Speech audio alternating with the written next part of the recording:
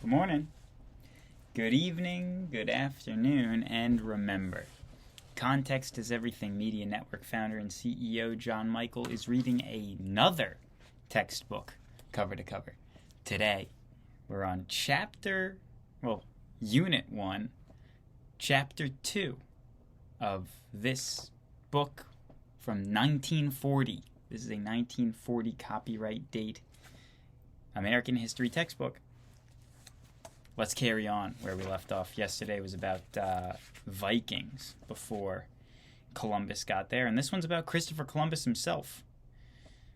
The Boyhood of Columbus. Why don't we start there? The Boyhood of Columbus. This book is copyright date 1940. 1940, some interesting context, because context is everything, right? I should start calling this ASMR, and I should stop shouting. Christopher Columbus, the Boyhood of Columbus. Genoa in Italy, like Venice, was a great trading city. In Genoa, a boy was born who was called Christopher. Young Christopher Columbus must have liked to go to the docks to play. Many strange sights were to be seen there. Many tales were to be heard from the sailors. The boy Columbus listened to the stories. He dreamed of sailing far away to strange lands. As he grew older, he went to school. There he learned more about distant lands.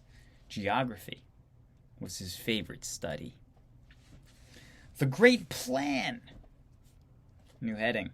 After leaving school, Columbus, a great sailor, After leaving school, Columbus became a great sailor. He sailed away from Genoa to distant places. He dreamed of finding a new way to the east. He planned to reach India in the east by sailing west. Now, these headings are short. Columbus and the King of Portugal. Columbus knew that that to make his dreams come true, he would need many things. He would need money, men, and ships. He must prove his plan to be good. He would have to find someone to help him. Among the rulers of Europe, the King of Portugal was the most interested in trade with the East. His sailors for years had been searching for new trade routes to the East. Columbus told the King of Portugal about his plan. The king at first seemed to think well of the plan. He promised to get ships and help for Columbus. The king did not keep his promise. Columbus was greatly disappointed, but he did not give up. He left Portugal and went with new hope to Spain to seek aid. Father Perez. While traveling through Spain, Columbus stayed at a Franciscan ministry near the city of Palos. Father Perez was in charge of this monastery. This good priest was a friend to King Ferdinand and Queen Isabella of Spain. Father Perez thought Columbus's plan was a good one. He succeeded in getting Queen Isabella to help Columbus. Preparation for the voyage. New heading. The help given by Queen Isabella made Columbus very happy. He set to work at once to get ready for his great voyage. First, it was necessary to get ships. Columbus got 3 ships. The largest was to be the leader, or flag ship. It was named the Santa Maria. It was a small ship, but its decks were covered, and it had a little cabin. The other 2 ships were even smaller, and their decks were not entirely covered. They were called the Niña and the Pinta. These 2 small ships had one good thing in their favor. They were in charge of 2 fine sailors, the Pinso brothers. That's actually what it says. They were in charge of 2 fine sailors, the Pinzon brothers. They were noted mariners. Often a sailor or a seaman is called a mariner.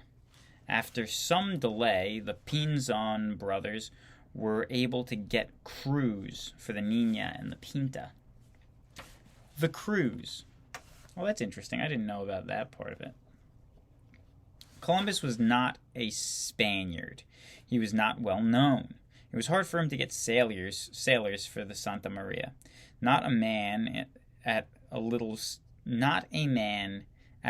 seaport town of Palos would go with him. Not a man at the little seaport town of Palos would go with him. The sailors all thought that such a trip would be far too dangerous. The crew that Columbus finally got for the Santa Maria was a strange one. It was made up of men from many different places. There were Englishmen, Irishmen, an Arab, a Jew, and a Spanish sailor. And some Spanish sailors. The Great Adventure. Okay. So the headings are like at the top of the page here. Those are subheadings. Got it. So this glasses thing, I'm still regulating. This is the second chapter or second section of this entire textbook that I'm just starting out yesterday. So let's carry on here. The Great Adventure, new heading. The day of sailing. The day set for the ships to sail, Columbus and his men went to Mass and Holy Communion. Father Perez blessed Columbus and asked God to watch over the men. Columbus was very happy. He believed three things. 1, he was sure he would find a new route to India. 2, he felt Spain would secure a rich trade with the East. And 3, he believed there might be opportunity to win souls for Christ. Beginning of the adventure. Early on in the morning of August 3rd, 1492, in the name of Christ, Columbus ordered the ships to sail. So began the most important voyage in history. There's a case to be made for that. They sailed onward for 5 days when the rudder of the Pinta began to give trouble. A ship is steered by the rudder, so this was a serious matter. The ships were near the Canary Islands. They stopped at the islands, repaired the rudder, and again set out to sea. The Canary Islands, I believe, are off the coast of Spain. Okay, yep, that's right. There's a little map over there, hand-drawn map. That does verify that. Interesting looking map. We'll show you here. Can you see it? Not really that clear, but to me it's interesting. It's hand-drawn. It looks kind of like how you'd expect, but there's a little ducky in the water. There's a whale and a sea monster. Long days at sea. Day after day, the ships sailed on. Each day they were farther from home. The men began to be afraid. One day they saw a broken mast of a ship floating in the water. The sailors felt the ship had been wrecked. It made them more fearful. The needle on the compass began to do queer things. A compass is not an instrument that tells direction. A compass is an instrument that tells direction. If the needle did not always point north, the sailor would lose their way. Then the ships sailed into great patches of seaweed. The sailors thought that this meant shallow water and dangerous rocks. The wind became stronger. It blew away from them. The sailors felt they could never sail home against such strong winds. Columbus never lost courage. He tried to cheer the men. Columbus pointed to flocks of birds. He called their attention to branches of trees floating in the water. They must be near land. The men began to have hope. And then the glad cry of "Land ho!" rang through the air. But it was a mistake. The sailors became greatly discouraged. Some of them were in such an ugly mood that it is said they planned to rise up against Columbus.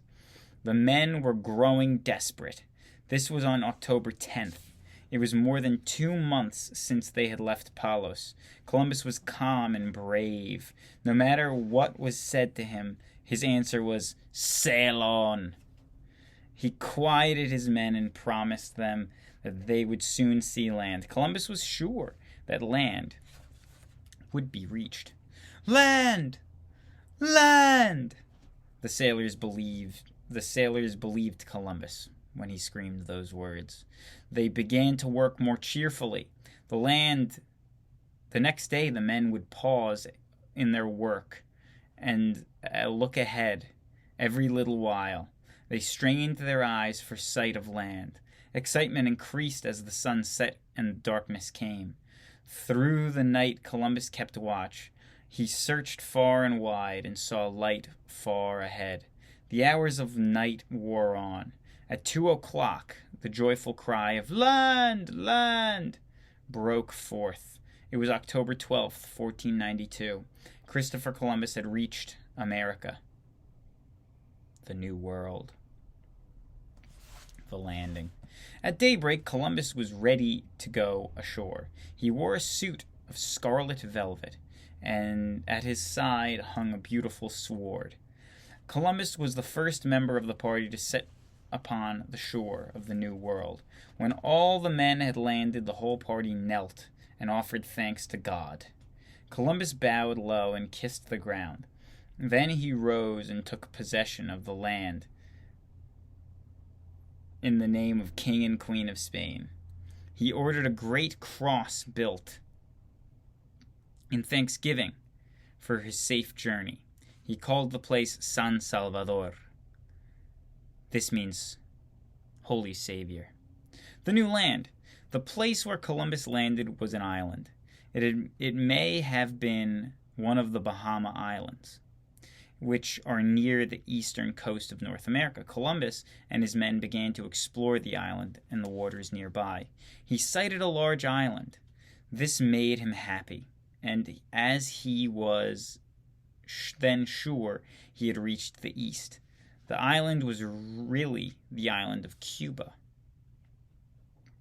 The Indians, the natives. Columbus was puzzled when he saw the natives of these islands. They were not light-skinned like the Europeans. Neither were they dark-skinned like the Negroes. That's what it says in the book.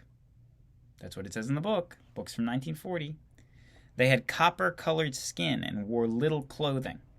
Columbus was still certain he had reached India, and that is why he called the natives Indians. The stay in the New World. The New World must have been something of a disappointment to Columbus. He thought the East was a place of riches. This land was not rich. Some gold and few pearls were collected, but no great riches were found. Homeward bound. The trip home started in the spring. It was not a pleasant trip. There were only 2 ships in the fleet. The Santa Maria had been wrecked. After a stormy voyage, the remaining 2 ships arrived at the harbor of Palos. There was a great excitement in the town. People rushed out of their houses and down to the sea, to see the ships. The whole town gave thanks to our Lord for so great a favor and victory. How Columbus was received. Columbus started for Barcelona, where the king and queen were staying. The journey was pleasant for Columbus. People came out to greet him in every town through which he passed. The Indians he brought with him caused great comment. The chief men of Barcelona met Columbus at the gates of the city. They escorted Columbus and his party to the royal palace. Seated under the great canopy of cloth and gold, King Ferdinand and Queen Isabella received Columbus. They asked him to sit before them and tell his story. Treasures from the New World. Columbus displayed the articles which he had brought back from the New World. There were no articles of great value to be shown. There were leaves and branches of certain trees. These were thought to be good as medicine. There were curious seeds, great gourds, cotton, and fruit. A number of beautiful birds had been stuffed for display. There were 4 live parrots that chattered and amused the people. Columbus was able to show a few gold ornaments and a few pearls. He had expected to bring back great treasures to the king and queen.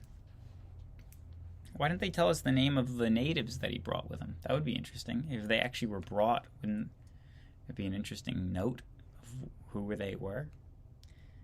It's entirely possible that they're dramatizing this just for imagery's sake for the children that are listening, which is okay. This is maybe a storybook more than a history book, but 1940 is a different time, you know. The later voyages. The Spanish rulers. This book was published in 1940, by the way.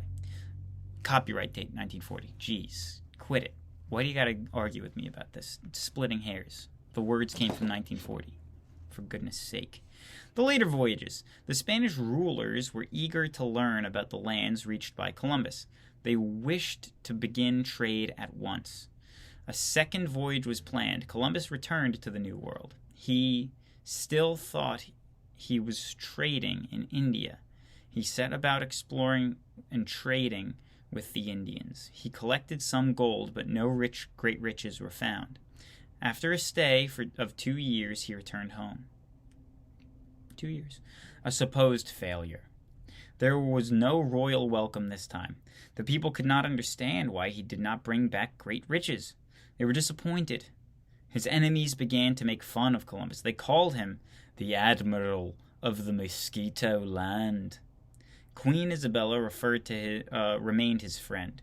She firmly believed he would yet get the rich trade of India for Spain. Last years of Columbus.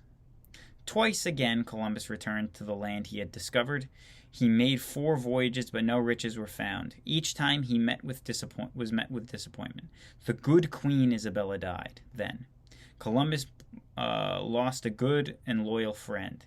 He was neglected. Years later, he died in a poor lodging house. Did he? Did he? I didn't know about that. Columbus died in a poor lodging house. I was not aware of that at all. I didn't think that was what happened at all. I thought that he was massively wealthy. He died in a poor lodging house. Columbus had failed to reach India. He had found something greater. He discovered a new world. Looking for a land of gold and riches, he discovered a land of opportunity. His is one of the greatest names in our pioneers and patriots, which is the name of this book, Pioneers and Patriots. So, that's it for chapter 2 of this book. And so, I think this book's probably going to be kind of quick. This will probably be like by the end of the calendar year. So, like, give me 2.5 months, and I think we'll have this thing done. Thank you. Love you. God bless.